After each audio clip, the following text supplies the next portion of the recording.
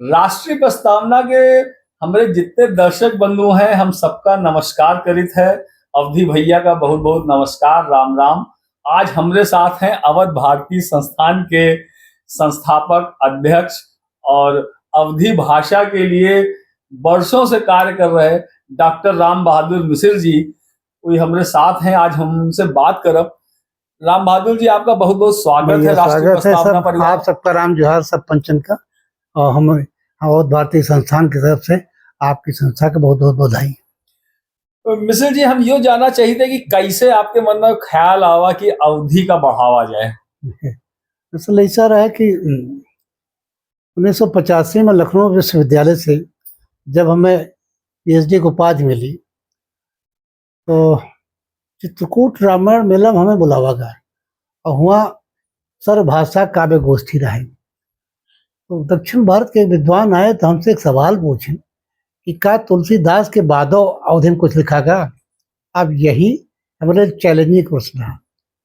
जब तमाम सारी चीज़ें देखा कि क्या अवधि का इतना प्रकृत साहित्य है, अवधि साहित्य अगर हिंदी से निकाल दी जाए तो हिंदी जीरो हो जाए। लेकिन अवधि के बारे में लोगन की ये धारणा है। तब हमारे दिमाग में आवा तो पहली चीज़ है कि अवधि का प्रचार प्रसार करेंगे। तो अवधि के प्रचार प्रसार के लिए अब चूंकि इतना हमारा संसाधन नहीं रहे, ना हमारे पास कोनो बहुत बजट रहा है, तो हम पहले सोचा छोटे मोटे पत्रिका निकाली जाए।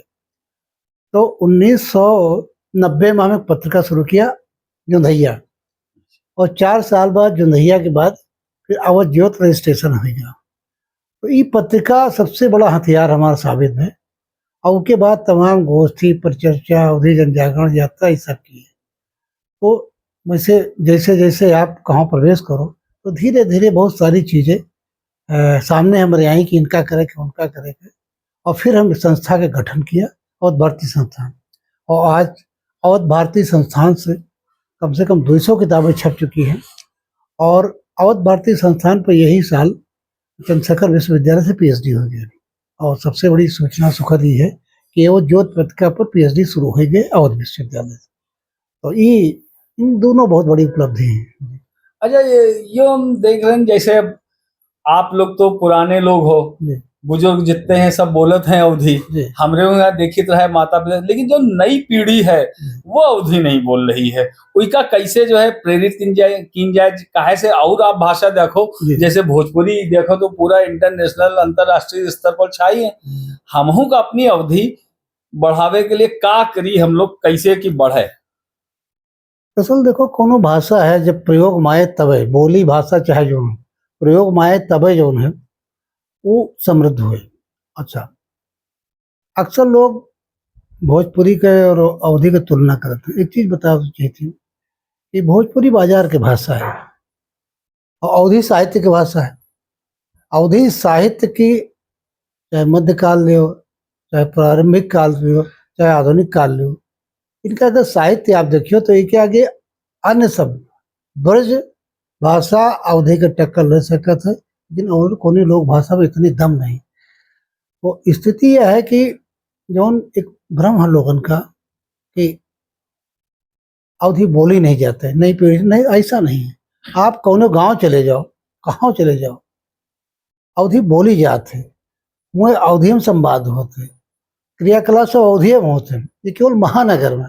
अच्छा, अब महानगर में तो हिंदी जो अस्तित्व खतरे में है, भाई अवधि हो चाहे हिंदी हो चाहे जितनी लोग भाषा, सबकी लड़ाई अंग्रेजी से है। सबका अंग्रेजी लीला चली जा रही है। तो अवधि बोली जाती है, ऐसा नहीं। अवधि का लोक साहित्य देखा जाए, हाँ ये एक चीज हुई कि इधर जैसे आपका आकाशवाणी था, नवी काका थे, 40 साल तक उस व्यक्ति ने आकाशवाणी लखनऊ के माध्यम से अवधि का राष्ट्रीय स्तर पर पहुंचाई। लेकिन अब ऐसा कोनो आयोजन है नहीं।